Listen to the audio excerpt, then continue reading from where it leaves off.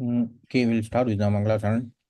Om Ajnanatimirandasya Jnananjana Shalakaya Chakshurunmilitam Yena Tasmai Sri Gurave Namah Sri Chaitanya Manobhishtam Sthapitam Yena Bhutale Swayam Rupa Gadamayam Dadati Swapadantikam Vandeyam Sri Guru Sri Udapada Kamalam Sri Gurun Vaishnavamscha Sri Rupam Sagrajadam Sagana Raghunathan Vitam Samsajivam Sadvaitam Savdutam Parjana Saitam Krishna Chaitanya Devam Sri Radha Krishna Padan Sagana Lalita Sri Vishakan Vitamscha हे कृष्णा करुणा सिंधु दीनबंधु जगतपति गोपेशा गोपिका कांता राधा कांता नमस्ते तप्त कांचन गौरांगी राधे वृंदावनेश्वरी ऋषभानुसुते देवी प्रणमामि हरिप्रिये वाञ्छाकल्पतरुभ्यश्च कृपा सिन्धुभ्येव च पतितानां पावनेभ्यो वैष्णवेभ्यो नमो नमः श्रीकृष्ण चैतन्य प्रभु नित्यानंद श्री अद्वैत गदाधर श्रीवासादि गौरभक्तवृंदा हरे कृष्णा कृष्ण कृष्णा हरे हरे हरे राम राम राम हरे हरे हरे कृष्णा कृष्ण कृष्णा हरे हरे हरे राम राम राम राम हरे कृष्णा कृष्ण कृष्णा हरे हरे हरे राम हरे हरे। ओम नमो भगवते वासुदेवाय ओम नमो भगवते वासुदेवाय ओम नमो भगवते वासुदेवाय Hare Krishna. We will continue with verse 12 from chapter 13, canto 1. इति युक्तो धर्मराजेन सर्वं सर्वं तत् समवर्णयात् यथानुभूतं क्रमशो विना यदुकुलक्षयम् इति युक्तो धर्मराजेन सर्वं तत् समवर्णयात् यथानुभूतं क्रमशो विना यदुकुलक्षयम् इति युक्तो धर्मराजेन सर्वं तत् समवर्णयत् यथानुभूतं क्रमशो विना यदुकुलक्षयम् इति युक्तो धर्मराजेन सर्वं तत् समवर्णयत् यथानुभूतं क्रमशो विना यदुकुलक्षयम्. Anyone want to recite? Can I try, Babu? Okay, bro. इति युक्तो धर्मराजेन सर्वं तत्समवर्णयेत् यदानुभूतं कर्मसो विना यदुकुलक्षयम्. Okay, thank you, bro. Hare Hare Krishna. Hare Krishna, sir. Yeah. Iti yukto dharma rajena sarvam tat samavarnayat yatanubhutam karmasu vina yadu kulam sayam. Hare Krishna. Thank you, Madhuri. Okay, anyone else?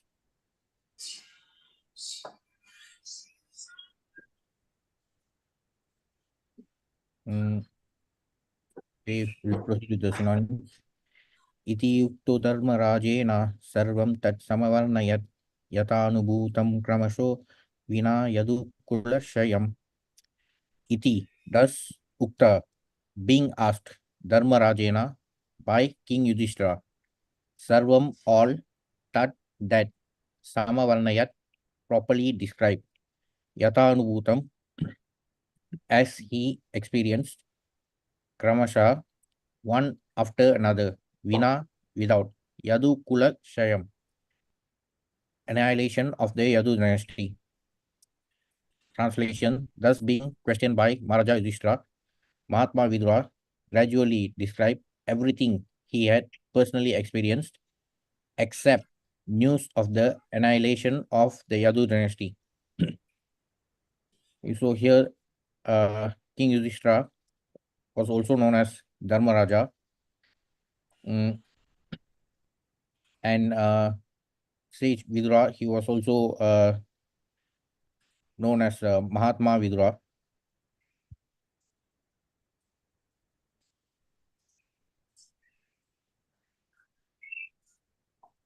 Nanu apriyam durvishaham nirnam swayam upastitam na vedayat sakaruno yukitan drastum akshamaha. Compassionate Mahatma Vidura could not stand to see the Pandavas distressed at any time. Therefore, he did not disclose this unpalatable and unbearable incident because calamities come of their own accord. According to Niti Shastra, one should not speak an unpalatable truth to cause distress to others. Distress comes upon us in its own way by the laws of nature. So one should not aggravate it by propaganda. For a compassionate soul like Vidura, especially in his dealings with the beloved Pandavas, it was almost impossible to disclose an unpalatable piece of news like the annihilation of the Yadu dynasty.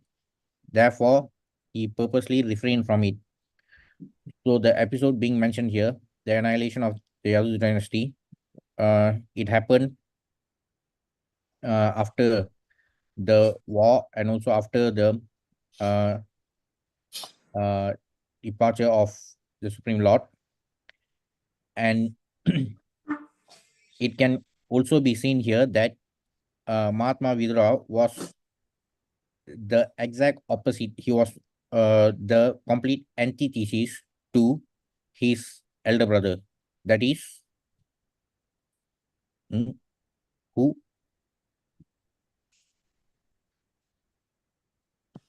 The elder brother of Vidura. Dhritarashtra. Yes, because right from the beginning of Bhagavad Gita, from the first verse of the Gita, which was spoken by Dhritarashtra. So the verse spoken by Dhritarashtra, Dharmakshetre, Kurukshetre, Samaveta Yutsava, Mamaka Pandavaschaiva, Kim Makuruta Sanjaya. So he begins with his question to Sanjaya, and in that verse, he clearly says Mamaka Pandavas.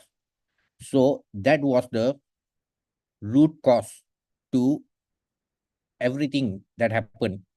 His inability to see the Pandavas as his own children. So his obsession with his biological sons and his refusal to regard the sons of Pandu as his own, that was the root cause for all the ugly things which happened. And due to Dhritarashtra's obsession with the kingdom, he had to lose everything. Like even in the beginning of Bhagavad Gita as it is, if I'm not mistaken, in the section titled Setting the Scene, not in the introduction, but in the section titled Setting the Scene, Srila Prabhupada explains about what led to the war, because even after completing their period of exile, the Pandavas, when they asked for a fair share of their kingdom, because being Kshatriyas, they had to be involved in uh, administration, and therefore they asked for a fair share of what was the demand by the Pandavas after the exile.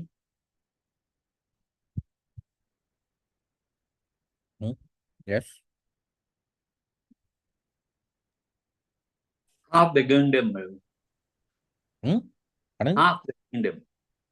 Oh, half the kingdom. Yeah. But they actually reduced it to 5 villages, Yeah. right? When they even sent Lord Krishna as the messenger, the final demand was merely for 5 villages. And what was Duryodhana's response to that Not demand. even pin hates. Hmm? Not even the height of a pin. Yes. So this was the problem with not just Duryodhana, but the root cause. It all started from the root cause was due to Dhritarashtra. He was not just physically blind, but he was also blinded spiritually. So his attributes we can see as the exact opposite to the attributes of Mahatma Vidura. So he was spiritually blind. He was always very materially inclined, and uh, despite having a chaste wife, like the wife of Dhritarashtra, who was it? Gandhari. Yes. And what did she do after her marriage? What you They mean? blindfolded her eyes. Yes, she was a very chaste wife to the point where she did not want to see just because her husband was blind. She also wanted to live just like him. She was such a chaste wife, and her there's also an episode from the Mahabharata about the uh, power of her chastity. Anyone remembers? She He accumulated so much gave pride. Yeah. Duryodhana the protection from danger, Prabhu. Yes. But he could not cover his genitals. So Mm. below the thigh, he could be attacked, Prabhu. Yes. So that was the power of her chastity. She accumulated so much piety, being a great devotee herself. But the irony is that Dhritarashtra was he had brothers like Pandu and Vidra. He even had a wife like Gandhari. But the irony is that he was even spiritually blind, and due to his um, all his negative attributes, they were mirrored to his children, especially Duryodhana. And that was the root cause for all the ugly things which happened. They had to learn the hard way. So, as Prabhu just mentioned, uh, towards the end of the war, when almost all the Kauravas were wiped out, only Duryodhana was left. So, the final battle was Gada Yuddha between Duryodhana and who was the opponent? Bhima. Yes. So they wanted to decide through this Gada Yuddham between the two of them. So the night before, uh, Gandhari wanted to bless Duryodhana with all the piety which he had accumulated to make him completely invincible. But the Supreme Lord, uh, who knew about this plan, so he fooled Duryodhana in such a way that the Supreme Lord told Duryodhana to at least cover his um, genitals, because of which he was Gandhari could not uh, empower him below uh, below the midriff. So he became vulnerable below the belt, and that's how he got killed. So, but still, all these ugly things could have been avoided if Dhritarashtra was just like Vidura, but we can clearly see that Vidura was the complete antithesis to Dhritarashtra. So he was very loving towards the Pandavas, and as mentioned here, he did not want to disclose this unpalatable piece of news. And it's also stated here that distress comes upon us in its own way by the laws of nature. So first of all, why do we have to undergo distress? Because a lot of self-proclaimed intellectuals, they always come up with this intelligent question. According to them, they often say that if God really exists, why people are suffering? Why can't God make everyone happy? So this is one of their intelligent question by those self-proclaimed intellectuals or rationalists or atheists. They like to call themselves with all these different labels. So what is the reason why we have to undergo distress?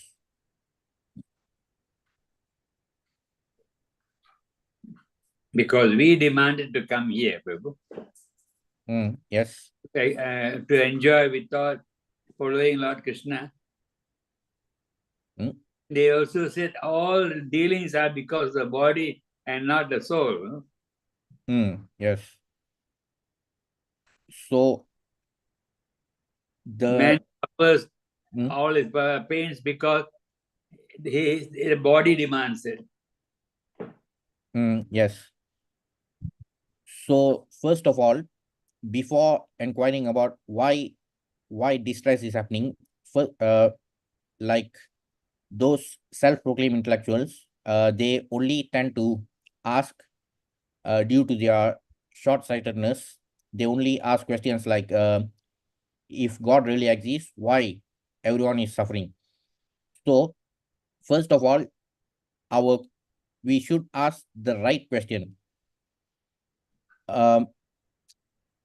First of all, why are we even here?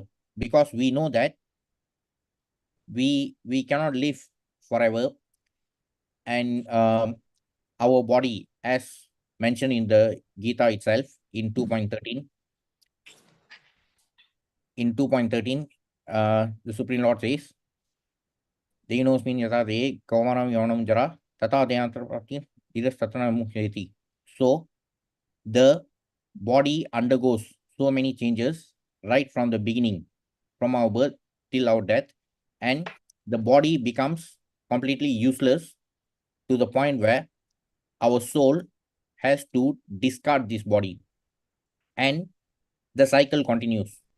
So the right question should be to ask, why are we trapped here, and why are we undergoing this endless cycle? But many self-proclaimed intellectuals, due to their spiritual blindness, they will not be able to even ask the right questions, so they can never get the right answers. Even if we give them the right answers, due to their ego, they will not be able to imbibe the right answers. Of course, that is again due to their spiritual blindness only. But as the Supreme Lord himself clearly says in the Gita 8.15, Mam upetya punarjanma dukkalayam ashashvatam napnuvanti mahatmana samsiddhim paramam gata. After attaining me, the great souls who are yogis in devotion never return to this temporary world which is full of miseries, because they have attained the highest perfection. Okay, this is one of the verses spoken by the Supreme Lord in chapter 8. And in chapter 8, there's another important series of verses starting from 8.5 to 8.8. So in those verses, the Supreme Lord talks about how one can remember him at the time of death, and what the conditioned soul gains by remembering the Supreme Lord at the time of death.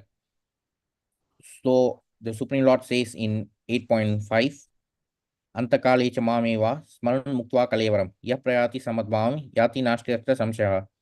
Those who remember me at the time of death, they will attain the supreme abode. So by attaining the supreme abode, then we do not have to come back here. But to clear any misconception that may arise, the Supreme Lord also talks about he further provides further clarification in 8.6 and 8.7 and also in 8.8. Especially in 8.7, the Supreme Lord makes it very clear. In 8.7, he says, Tasmat Sarveshu Kaleshu Ma Manusmara Yudhyacha Mai Arpita Manobuddhir Ma Me Vaishashya Samshya. And before that, he also says in 8.6, Yam Yam Vapi Smaran Bhavam Chadati Ante Kalaivaram Tam Tamevaiti Kaunteya Sadatat Bhava Bhavita. So all these verses are related. In 8.5, the Supreme Lord says that those who remember him at the time of death, they can attain the Supreme Abode. So from that, it is clear to us that why are we here? Because previously, before getting this material body, we failed to remember the Supreme Lord at the time of our death. In our previous, when we were occupying our previous apartment, so we failed in our examination during that time, and that's why now we are here. If we fail again, then we have to be reborn again in a different material body. So in 8.6, the Supreme Lord says, Yam Yam Vapi Swaram Tajityanti Kalaivaram Tam Tame Vaiti Kaunteya Sadatat Bhavita. So as the form which one remembers at the time of death, that form the person will attain after quitting a particular form of body. So depending on our consciousness during our present life, we are preparing for our next body. We will get the type of apartment we deserve based on our activities in this current material body. Therefore, that's why the Supreme Lord further continues in 8.7. He says, Tasmat Sarveshu Kaleshu Mam Anusmara Yujyacha. So in that verse, the Supreme Lord says, therefore, always do your duty of fighting and remember me. So it is not that we can attain the Supreme Abode by remembering the Supreme Lord at the time of our death. We have to remember him always so that we will be able to remember him at the time of death. So in all our previous lives, meaning when we were occupying different apartments before this, before getting this particular apartment, now we have consistently failed in our final exam, and that's why we are here. If we continue to fail, we will continue to be entangled in this Dukkalayam Ashaswatam. So the Supreme Lord makes it very clear about this material world being Dukkalayam. Therefore, it is important for us to first understand this, since this place has been acknowledged as Dukkalayam. So as long as we are here, we will always be subject to distress. There is no point in asking why people are suffering if God exists. It is God himself who made it very clear in Gita 8.15 that this place is Dukkalayam and we will continue to suffer as long as we are here. And due to the spiritual blindness of those self-proclaimed intellectuals, they fail to distinguish between the dualities in this material world. They often say that if God exists, then everyone must be happy. But such happiness is only one side of the duality. In this material world, we cannot experience happiness all the time because this material world is meant to be full of dualities. If we are happy for a certain period of time, distress is sure to follow. And after experiencing distress, then we can be happy for some time. That is how this entire material world operates under the three puppeteers.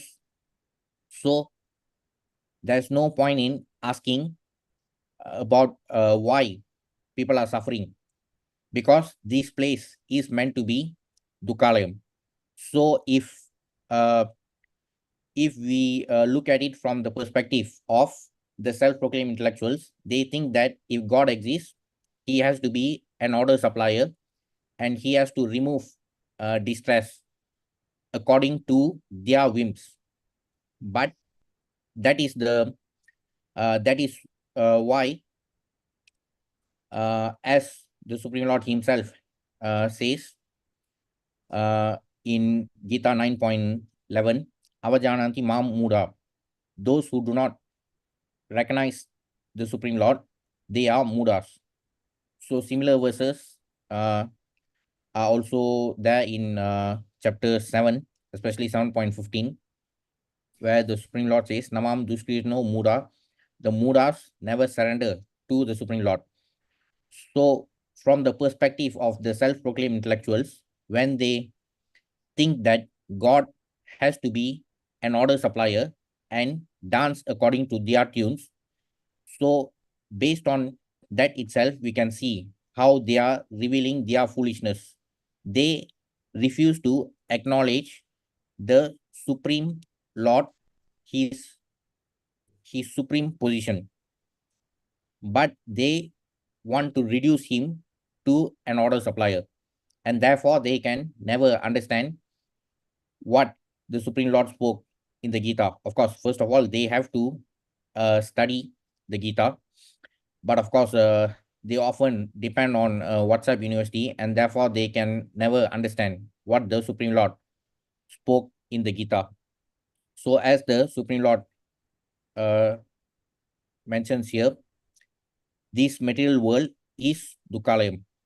Since this temporary material world is full of the miseries of birth, old age, disease, and death, naturally, he who achieves the highest perfection and attains the supreme planet, Krishna Loka, Goloka Vrindavana, does not wish to return. The supreme planet is described in Vedic literature as Avyakta and Akshara and Paramagati.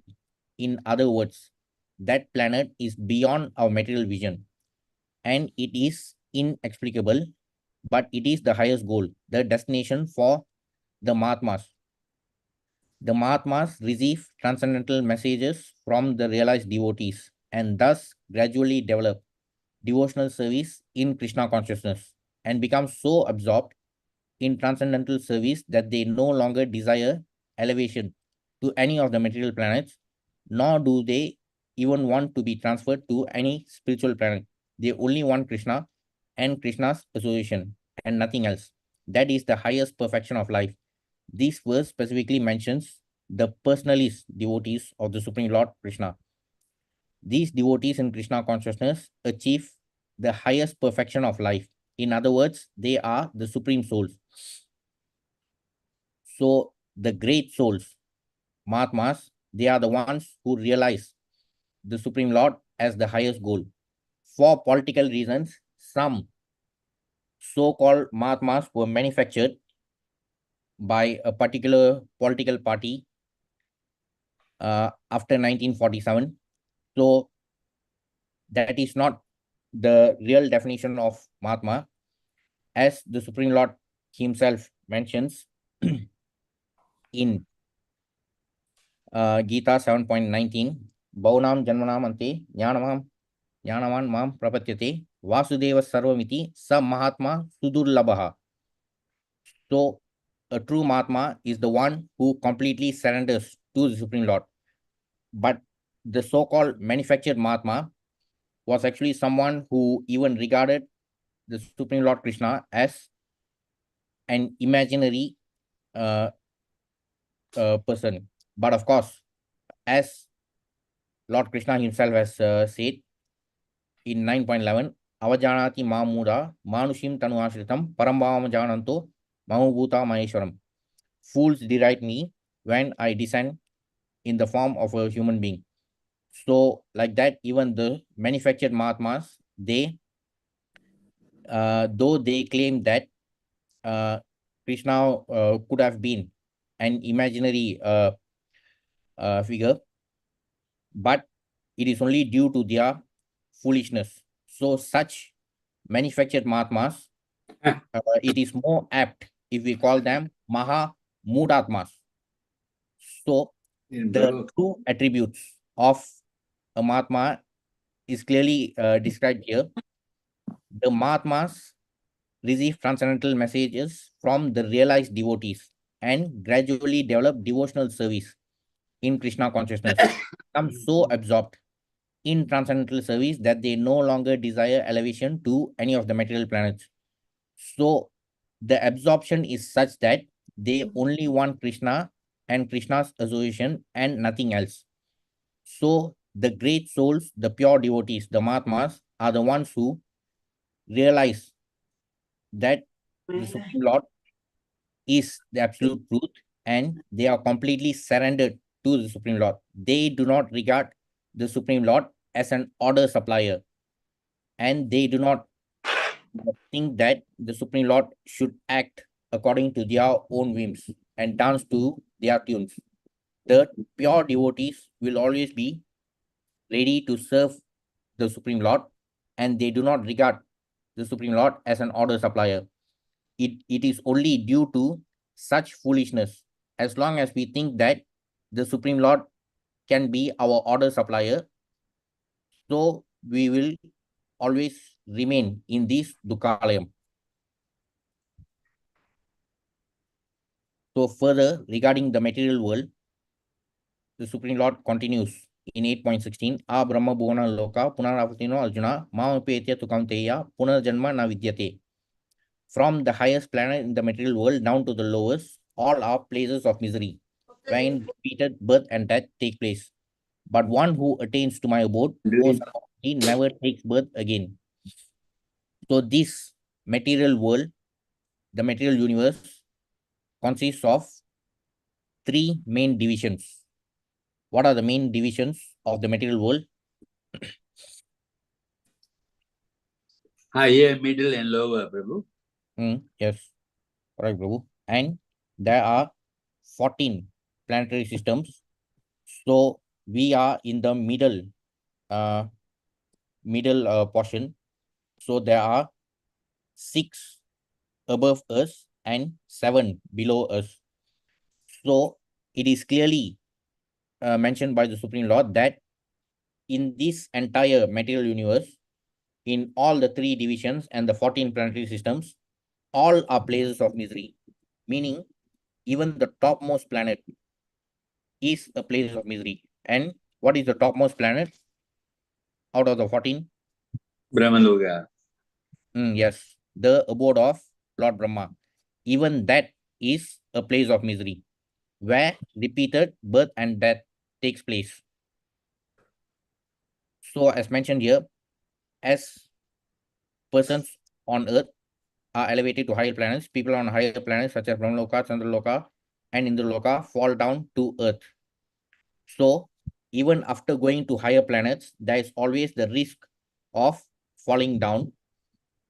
So Brahmaloka or Satyaloka, the abode of Lord Brahma, is the topmost planet in the 14 planetary systems. So if even the abode of Lord Brahma is regarded as a place of misery, then what to speak of Swargaloka, which is even below. It is even below Janaloka, Mahaloka, and Tapaloka. So as long as we are stuck in this material universe, within these 3 divisions, 14 planetary systems, we will always be subject to distress. So only by asking the right questions and finding the right answers from the authorized scriptures, only then we can end this our entanglement in this endless cycle. So further, there are descriptions about the material world in 8.17 also. Sahasra Yuga Paryantam Ahar Yat Brahmano Vidu Ratrim Yuga Sahasrantam Teho Ratra Vido Janaha. By human calculation, 1,000 ages taken together form the duration of Brahma's one day, and such also is the duration of his night. So in this purport, Srila Prabhupada explains about how the material world operates according to Brahma's calendar. Because, as mentioned earlier, even the abode of Lord Brahma is still part of this material universe, and even he is subject to repeated birth and death. So the person who gets to occupy the position of Brahma, he has the opportunity to enter the spiritual world. But if even if such a person in such an elevated position, if he fails, then even he has to return to the lower planets. The duration of the material universe is limited. It is manifested in cycles of kalpas. A kalpa is a day of Brahma, and one day of Brahma consists of 1,000 cycles of 4 yugas or ages: Satya, Treta, Dwapara, Kali. The cycle of Satya is characterized by virtue, wisdom, and religion, there being practically no ignorance and vice, and the yuga lasts 1.728 million years. In the Treta Yuga, vice is introduced, and this yuga lasts 1.296 million years. In the Dwapara Yuga, there is even greater decline in virtue and religion, vice increasing, and this yuga lasts 864,000 years. And finally, in Kali Yuga, the yuga we have been now experiencing over the past 5,000 years, there is an abundance of strife, ignorance, irreligion, and vice, true virtue being practically non-existent. And this yuga lasts 432,000 years. In Kali Yuga, vice increases to such a point that at the termination of the yuga, the Supreme Lord himself appears as the Kalki Avatara, vanquishes the demons, saves his devotees, and commences another Satya Yuga. Then the process is set rolling again. These 4 yugas, rotating 1,000 times, comprise one day of Brahma, and the same number comprise one night. Brahma lives 100 such years and then dies. These 100 years by Earth calculations total to 311 trillion and 40 billion Earth years. By these calculations, the life of Brahma seems fantastic and interminable, but from the viewpoint of eternity, it is as brief as a lightning flash. In the causal ocean, there are innumerable Brahmas rising and disappearing like bubbles in the Atlantic. Brahma and his creation are all part of the material universe, and therefore they are in constant flux. So we know that in the causal ocean, the first major Purushavatara in the causal ocean, from his body, many material universes emanate from his breathing. So the first Purushavatara is out of the 3 Purushavataras, the first is Mahavishnu. yes. So from Mahavishnu, the plenary portion is the second Purushavatara. Garbhodakshai. Yeah. So for every material universe emanating from the bodily pores of Mahavishnu, many in all these material universes, Garbhodakshai Vishnu expansion is there, and there is one Brahma in all these innumerable material universes. But since all these material universes in which Lord Brahma also exists in the topmost planet, so all these material universes are subject to repeated creation and annihilation. So the time frame for this repeated creation and annihilation is also explained here in terms of the 4 yugas. So we can also see that the duration of Kali Yuga is actually like the factor which we can easily remember. Kali Yuga lasts for 432,000 years, and Dwapara Yuga is actually Double. 2 times, and Treta Yuga is 3 times. times 3. Satya Yuga is 4 times. So one complete cycle of these 4 yugas is actually, the total duration is 10 times 432,000. So that is 4.32 million Earth years.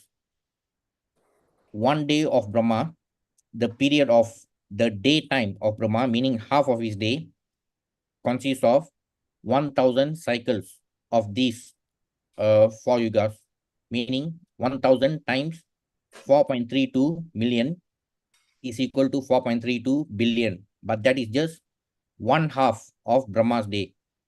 So one full day of Brahma is 4.32 billion times 2, 8.64 billion. So based on that one full day duration of Brahma, he lives for 100 years. But the important point here is that even after these 311 trillion and 40 billion years, even Brahma has to die, because in the entire causal ocean, as mentioned earlier, there are innumerable Brahmas rising in all the material universes. So this happens due to the breathing of Mahavishnu.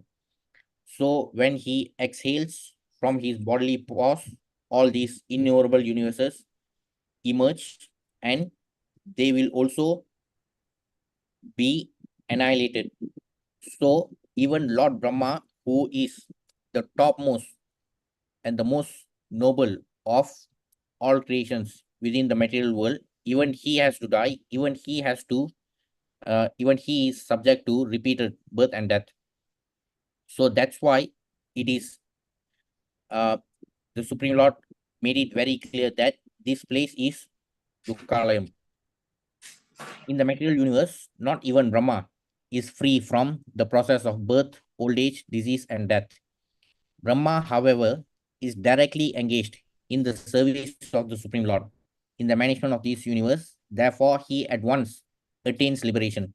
Elevated sannyasis are promoted to Brahma's particular planet, Brahmaloka, which is the highest planet in the material universe, and which survives all the heavenly planets in the upper strata of the planetary system. But in due course, Brahma and all inhabitants of Brahmaloka are subject to death according to the law of material nature. So even for Brahma, there's no other way than to liberate himself from this material world. Brahma cannot be asking questions like, if God exists, then why should people suffer? So Brahma is unlike our self-proclaimed intellectuals. He knows about the laws of material nature, and he knows that he has to liberate himself from the material world. So there are also further descriptions in 8.18. At the beginning of Brahma's day, all living entities become manifest from the unmanifest state, and thereafter, when the night falls, they are merged into the unmanifest again. So this is actually referring to the 14 planetary systems.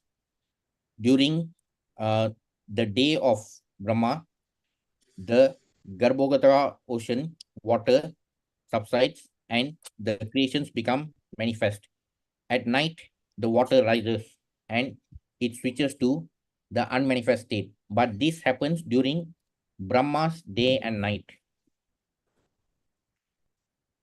Again and again, when Brahma's day arrives, all living entities come into being, and with the arrival of Brahma's night, they are helplessly annihilated. So this clearly explains why the Supreme Lord mentioned that this place is Dukkalayam. So as long as we are stuck here, we will always be subject to distress. So it is only due to our ignorance that we tend to think that God will give us happiness in this world. So such happiness is only one side of the coin, because this material world will always be subject to dualities. Then in the following verses also, there are descriptions about the spiritual world. Yet there is another unmanifest nature which is eternal and is transcendental to this manifested and unmanifested matter. It is supreme and is never annihilated. When all in this world is annihilated, that part remains as it is.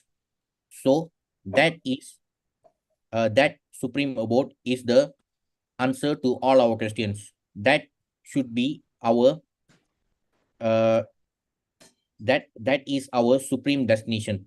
If we want to put an end to all our sufferings in this material world, so that should be our goal. But due to our foolishness, we continue to be illusioned by this um, obsession with material sense gratification, and therefore we continue to suffer in such a way that we do not even realize that we are suffering. As mentioned here, the spiritual world is supreme and is never annihilated. When all in this world is annihilated, that part remains as it is. So that eternal transcendental abode is the only uh, solution to all our material disease. Krishna's superior spiritual energy is transcendental and eternal. It is beyond all the changes of material nature, which is manifest and annihilated during the days and nights of Brahma. Krishna's superior energy is completely opposite in quality to material nature. Superior and inferior nature are explained in the 7th chapter.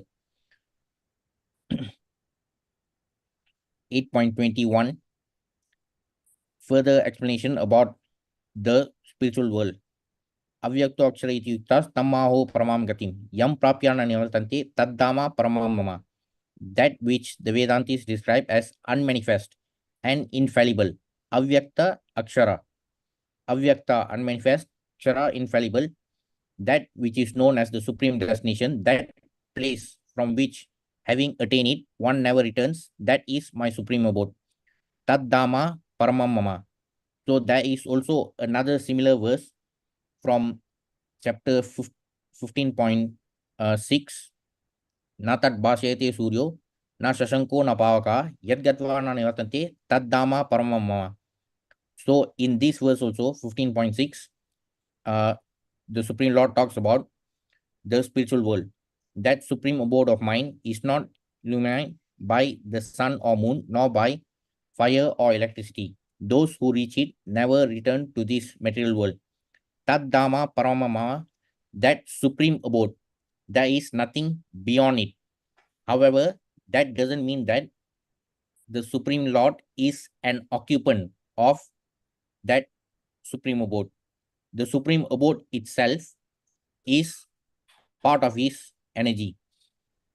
That's why in chapter 15, especially in verses 16 to 18, the Supreme Lord also talks about how he is different from all the other living entities.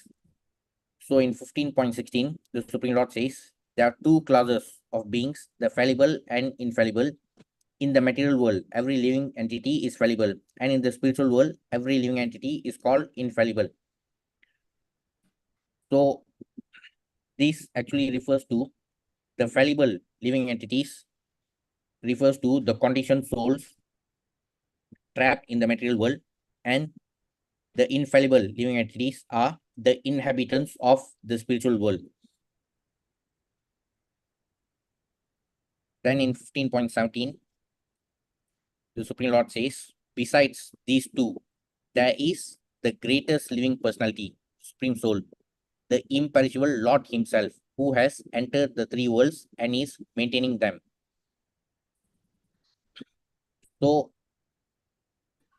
in the material world, the conditioned souls are the fallible living entities. We are in such a vulnerable position. We are continuously falling into this trap of the endless cycle of birth, death, old age, and disease. But the infallible living entities are those liberated souls who have attained the spiritual world. But beyond both these categories of living entities, the Supreme Lord is transcendental. So simply by attaining the spiritual world, even the liberated souls, they do not become one with the Supreme Lord. So this is another reason why the notion of monism is opposed to what the Supreme Lord actually spoke. Even after being liberated, the living entities will continue to be subservient to the Supreme Lord, even in the spiritual world. So it is not like attaining a position that is equal to the Supreme Lord. So, as the Supreme Lord himself says, he is beyond, he is transcendental to both the fallible and infallible living entities. The idea of this verse is very nicely expressed in the Katha Upanishad and Svetashvatara Upanishad. It is clearly stated that above the innumerable living entities, some of whom are conditioned and some of whom are liberated, there is the Supreme Personality, who is Paramatma. The Upanishadic verse runs as follows: Nityo Nityanam Chetanas Chetananam.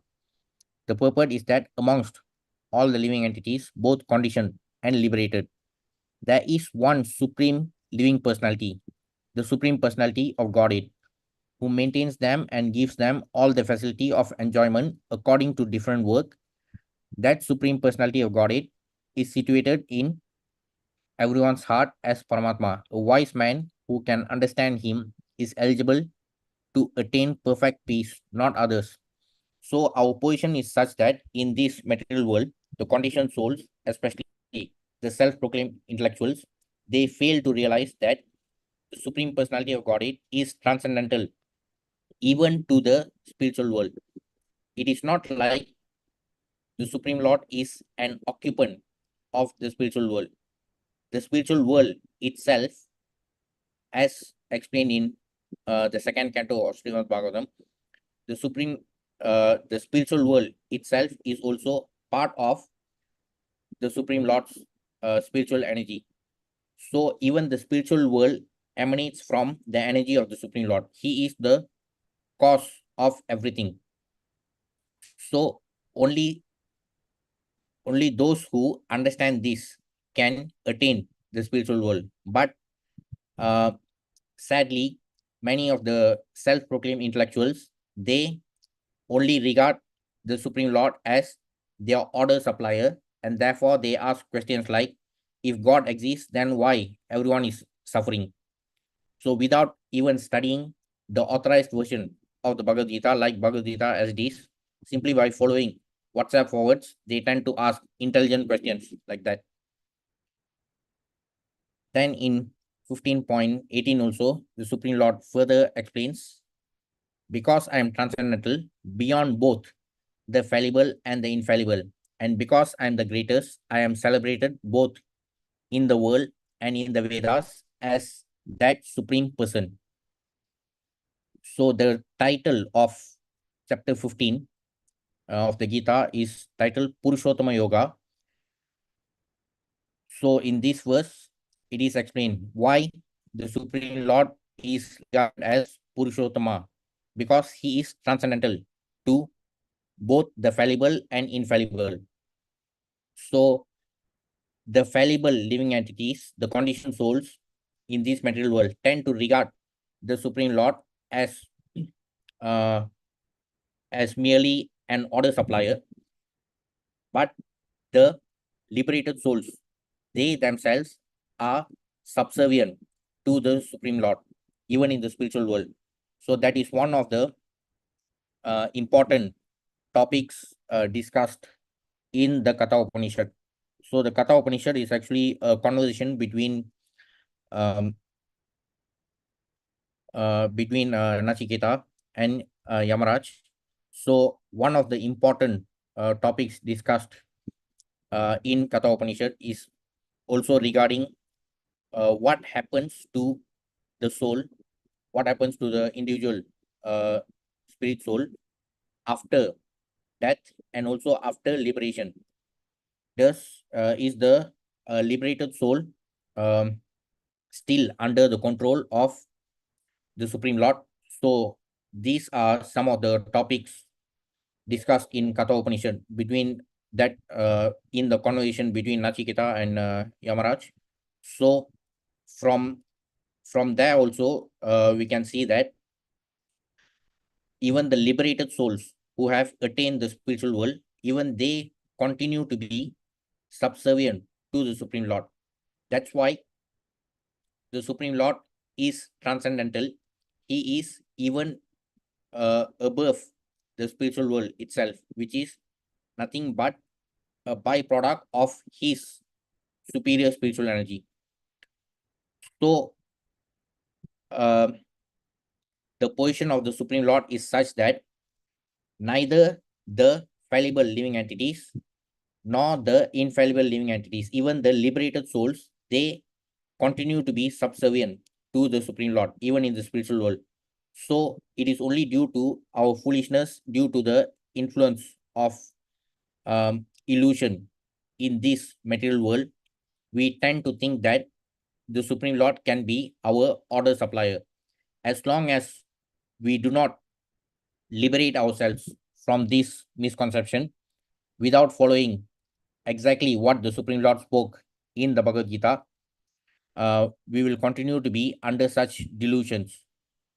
So as long as we are trapped in such delusions, we can never cure our material disease. And therefore, the only way to cure our material disease is to study the authentic and authorized versions of Bhagavad Gita, like Bhagavad Gita as it is, and also Srimad Bhagavatam.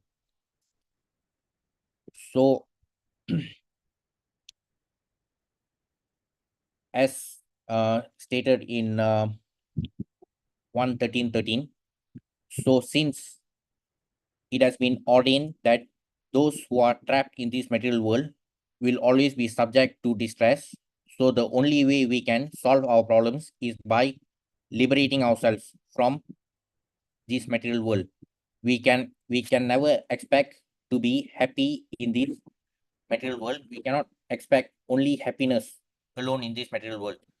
This material world, a place of misery, a place full of dualities. In this place full of dualities, we will continue to experience repeated cycles of happiness and distress. If we want to experience eternal bliss, that can only happen if we attain the spiritual world, because the spiritual world, unlike the material world, has is not a place of dualities, and therefore we can experience eternal bliss there. But that will only happen if we take up to pure devotional service to the Supreme Lord. So that's all for today. We'll continue verse 14 in the next session. Any questions or comments?